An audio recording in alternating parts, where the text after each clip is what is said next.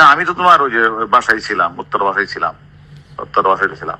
আজকে খালি বেরিয়ে আসছি যে চিন্তা করলাম যে ডাকাতি যেহেতু হচ্ছে, তোরা ডাকাতি ও সিলাই গিয়ে আমরা একটা বিয়ে মারলো, শর্ট করলো, বুঝলে না? এখন তো কোনো ইয়ে নাই, এখন হলো সব ইয়ে হয়ে গেছে টাকা। টাকা তো কোনো মানুষ না। আমার এখানে আল্লাহর রহমতে সব আছে, আমি দেশে যাবো কেন? পরে আমার কাছে আপনি সব জানেন, হারুনের সব জানেন, এইগুলো এসে আমাদেরকে বলতে হবে। আমি কইছি ভাই শুনেন, আপনাকে এত চুলকানি থাকলে আপনারা খুঁজে বাইর করেন, আমার আমি এর কিছুই জানি না। না আপনি এর লগে ঘুরছেন, আপনি এখন পোল্টি মারতে কেন? আপনারা তো শেষ করে দিছে, তাহলে আপনি কেন এগুলা ইয়ে করতেছেন? এই যে 5 জন সমন্বয়ক আমি আমার কাছে গেছিলাম, এটা কি আমি নিছি?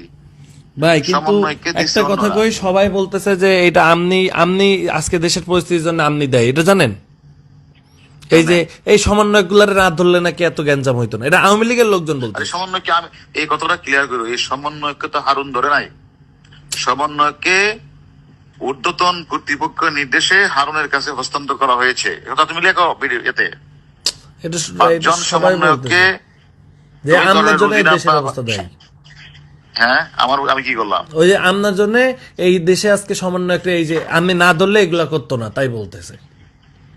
আরে গাদা, এই সমন্বয়কে তো আমি ধরার সমন্বয়কে আমি ধরলাম, ধরার পরে কি এনে কমিশনার, আইজি, সচিব, প্রধানমন্ত্রী ছিল না? তা তো ছিল, সবাই তো জানতো না? জানতো তো অবশ্যই। তাহলে এই কথাটা আমাকে বলতেছো কেন?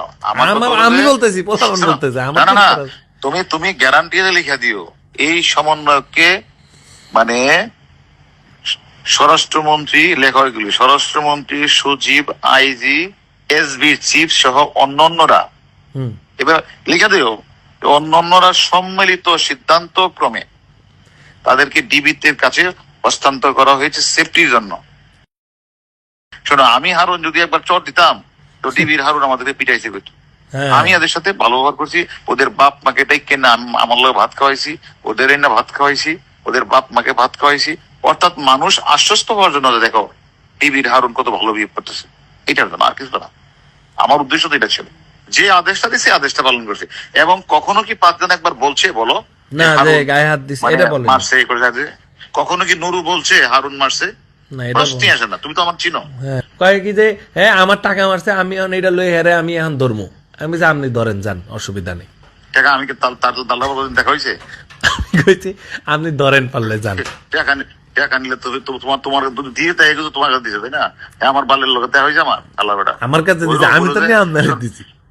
সেটা তো অন্য বিষয়ের কথা, ওর লোক আমার কোনো কথা হয়েছে না, ওর সাথে কথা একটা কথা মনে রাখতো, আমি তো বাংলাদেশি আছি, তাই না? সেদিন গোলাম মোল্লা রনি বলছে না যে হারুনের বাপের ক্ষমতা আছে এই 5টা ছেলেকে নিয়ে আসা।